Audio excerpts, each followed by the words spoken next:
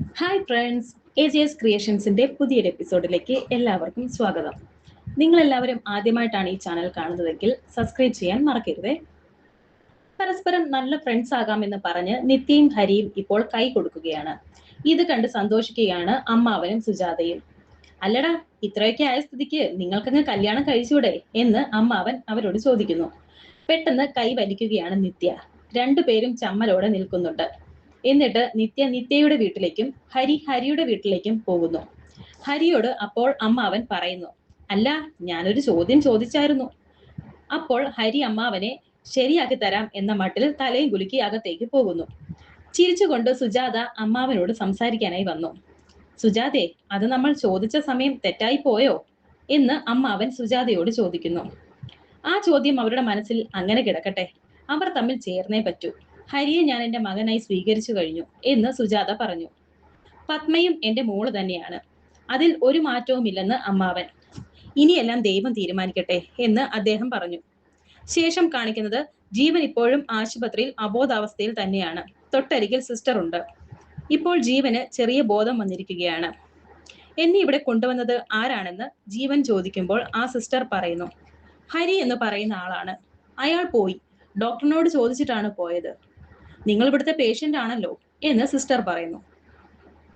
എനിക്കൊന്നും ഓർക്കാൻ കഴിയുന്നില്ല. എത്ര ശ്രമിച്ചിട്ടും പഴയതൊന്നും ഓർത്തെടുക്കാൻ പറ്റുന്നില്ല. എന്റെ ജീവിതത്തിൽ പ്രധാനപ്പെട്ട ആരോ ഉണ്ടായിരുന്നു. അതാരാണെന്ന് എനിക്ക് ഓർക്കാൻ സാധിക്കുന്നില്ലെന്ന് ജീവൻ. സാരമില്ല, എല്ലാം ശരിയാകും. ഡോക്ടർ എന്നെ ജീവന്റെ കെയറിന് വേണ്ടി മാത്രം നിർത്തിയിരിക്കുന്നതാണ്. എനിക്കത് ഇഷ്ടവുമാണെന്ന് സിസ്റ്റർ പറഞ്ഞു. പഴയ ഓർമ്മകളിലേക്ക് തിരിച്ചു പോകണമെന്ന് എന്തിനാണ് വാശി പിടിക്കുന്നത്? ഇപ്പോഴത്തെ ജീവിതം രസമല്ലേ? ജോലിയുണ്ട്, അമ്മയുണ്ട്, സഹോദരിയുണ്ട് എന്നൊക്കെ പറഞ്ഞ് സിസ്റ്റർ ഇപ്പോൾ ജീവന്റെ കയ്യിൽ പിടിക്കുന്നു. പിന്നെ കാവലിരിക്കാൻ ഞാനും എന്നൊക്കെ സിസ്റ്റർ പറയുമ്പോൾ ദേഷ്യത്തോടെ ജീവൻ ആ കൈ മാറ്റുന്നു. എന്നിട്ട് തൊട്ട കൈ തുടക്കുകയാണ്, ജീവന് ഒട്ടും ഇഷ്ടമില്ലാത്തതുപോലെ. സിസ്റ്റർ വീണ്ടും ജീവന്റെ കയ്യിൽ പിടിച്ചുകൊണ്ട് സംസാരിക്കുകയാണ്. എന്നോട് എന്തിനാ പിണക്കം കാണിക്കുന്നത്? ഞാൻ എന്തെങ്കിലും തെറ്റു ചെയ്തോ എന്ന് ചോദിച്ചുകൊണ്ട് ട്രിപ്പ് ഇട്ടതൊക്കെ ഊരി മാറ്റുന്നുണ്ട്. സാധാരണ ഹോസ്പിറ്റലിൽ കിടക്കുന്ന ഒരാളും ഞങ്ങളുടെ മനസ്സിൽ അങ്ങനെയൊന്നും പതിയാറില്ല. പക്ഷെ എന്താണെന്നറിയില്ല, ജീവനെക്കുറിച്ച് ഞാൻ എപ്പോഴും ചിന്തിക്കാറുണ്ട്. ഇപ്പോൾ എന്റെ പ്രാർത്ഥന എന്താണെന്ന് അറിയുമോ? പഴയ ഓർമ്മകൾ തിരിച്ചു കിട്ടിയില്ലെങ്കിലും ഇപ്പോഴുള്ളതൊന്നും ജീവൻ മറന്നു പോകരുതെന്നാണ്. ഇതൊക്കെ പറയുമ്പോൾ വളരെയധികം ദേഷ്യത്തോടെ ജീവൻ ബെഡിൽ നിന്നും ചാടി എഴുന്നേൽക്കുന്നു. കൂട്ടത്തിൽ എന്നെയും എന്ന് നാണത്തോടെ തിരിഞ്ഞു നിന്ന് പറയുകയാണ് ആ സിസ്റ്റർ. എന്നിട്ട് പറയുന്നു, സുന്ദരനാണ് കേട്ടോ. ഈ സമയം ജീവൻ പതുക്കെ എഴുന്നേറ്റ് സിസ്റ്ററിന്റെ പിറകിലേക്ക് വന്നു നിൽക്കുന്നു. സിസ്റ്റർ തിരിഞ്ഞു നോക്കിയപ്പോൾ പെട്ടെന്ന് ജീവൻ ഇങ്ങനെ പിറകിൽ നിൽക്കുന്നത് കണ്ട് ആകെ ഭയന്നു പോവുകയാണ്. ജീവൻ ഒരു വല്ലാത്ത നോട്ടം നോക്കുകയാണ് സിസ്റ്ററിനെ. എന്നിട്ട് ആ സിസ്റ്ററിന്റെ അടുത്തേക്ക് അങ്ങനെ വരുന്നുണ്ട്. കയ്യിൽ അവിടെ ഇരുന്ന ഒരു കത്രികയും എടുത്തു. ഇത് കണ്ട് പേടിച്ച് പിന്നിലേക്ക് മാറുകയാണ് സിസ്റ്റർ. ഇനി പുറകോട്ട് പോകാൻ സ്ഥലമില്ല, അവിടെ ഭിത്തിയാണ്. ഭയന്ന് വിറച്ച് നിൽക്കുകയാണ് സിസ്റ്റർ. ജീവൻ ഇപ്പോൾ ആ കത്രിക എടുത്ത് സിസ്റ്ററിനെ കുത്താനായി കണ്ണിന്റെ മുന്നിലേക്ക് കൊണ്ടുചെല്ലുന്നു.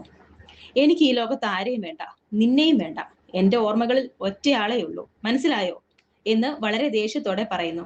എന്നിട്ട് ആ കത്രിക മാറ്റുന്നു. ശേഷം ബെഡിലേക്ക് പോയി ഇരിക്കുന്നു.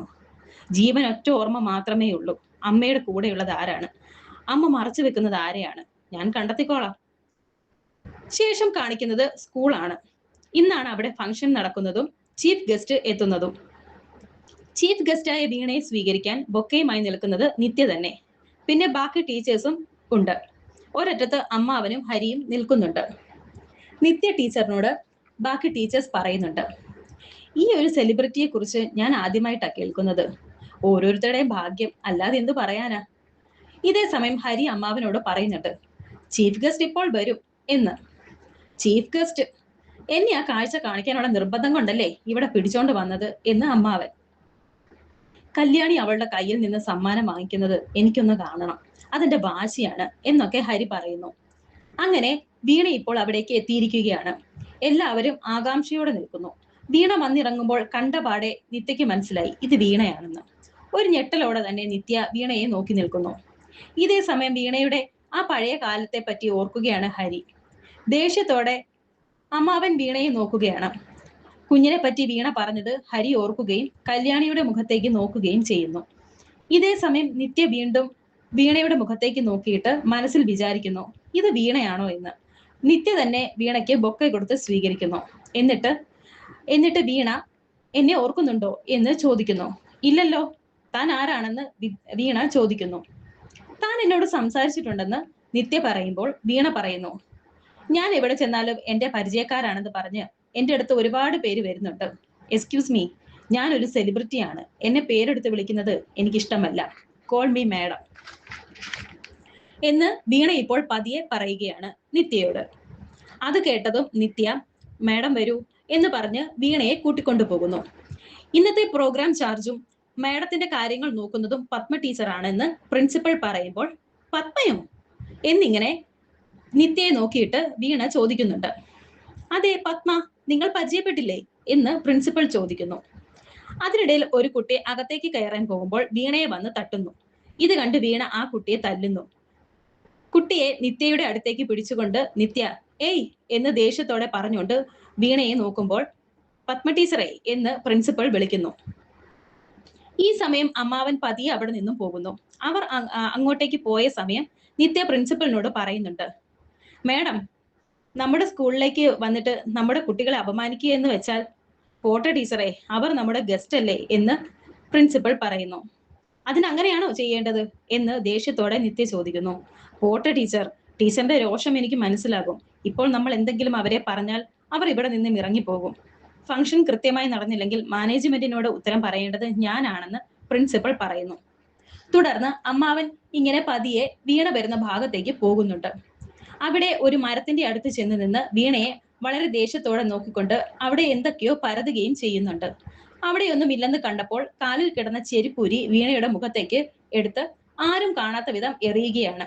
പക്ഷെ ഇത് നിത്യ കാണുന്നുണ്ടായിരുന്നു. ഏറ് കൊണ്ടെന്ന് ഉറപ്പായപ്പോൾ അമ്മാവൻ വേഗം തന്നെ ആ മരത്തിന്റെ പിറകിൽ മറഞ്ഞു നിൽക്കുന്നുണ്ട്. ഇതാണോ നിങ്ങളുടെ സ്കൂളിന്റെ കൾച്ചർ?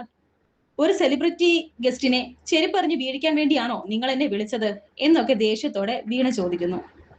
എന്തു പറ്റിയെന്ന് ചോദിച്ച് പ്രിൻസിപ്പൽ അവിടേക്ക് ഓടി വരുന്നു. ഞാൻ ഈ ഫംഗ്ഷനിൽ പങ്കെടുക്കുന്നില്ല എന്ന് വീണ ദേഷ്യത്തോടെ പറയുന്നു. മാഡത്തിന്റെ ദേഹത്തേക്ക് ആരോ ചെരുപ്പെടുത്ത് വലിച്ചെറിഞ്ഞിരിക്കുന്നു എന്ന് ബോഡി ഗാർഡിൽ ഒരാൾ പറയുന്നു. ഐ എക്സ്ട്രീംലി സോറി മാം, കുട്ടികൾ ആരെങ്കിലും കളിക്കുന്നതിനിടയിൽ അറിയാതെ ചെയ്തതായിരിക്കും എന്ന് പ്രിൻസിപ്പൽ പറയുമ്പോൾ ആ ബോഡി ഗാർഡ് പറയുന്നു, ഇത് കുട്ടികളുടെ ചെരുപ്പാണോ? അല്ലല്ലോ, ഏതോ മുതിർന്ന ആളുടെ ചെരുപ്പാണിത്. ജേക്കബ്, നമുക്ക് തിരിച്ചു പോകാം, പ്രോഗ്രാം ക്യാൻസൽ ചെയ്തേക്ക് എന്ന് വീണ ബോഡി ഗാർഡ്സിനോട് പറയുന്നു. മാഡം, എല്ലാവരും കാത്തിരിക്കുകയാണ് ഫംഗ്ഷന്, എത്രയും വേഗം തുടങ്ങണം.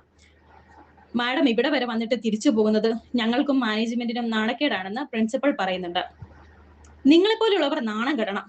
ജേക്കബ്, ഇത് ചെയ്തത് ആരായാലും 1-2 മിനിറ്റിനുള്ളിൽ അയാൾ എന്റെ മുന്നിലെത്തിയിരിക്കണം, കേട്ടല്ലോ? അതിനാരെ വേണമെങ്കിലും നിങ്ങൾക്ക് ചോദ്യം ചെയ്യാം, എന്ത് മുറ വേണമെങ്കിലും പ്രയോഗിക്കാം എന്ന് വീണ ബോഡി ഗാർഡിനോട് വളരെ ദേഷ്യത്തോടെ പറയുന്നു. വീണയെ വളരെയധികം ദേഷ്യത്തോടെ അവിടെ നോക്കി നിൽക്കുകയാണ് അമ്മാവൻ. വരാനിരിക്കുന്ന പുതുപുത്തൻ എപ്പിസോഡുകൾക്കായി വീണ്ടും കാത്തിരിക്കാം. Thank you for watching.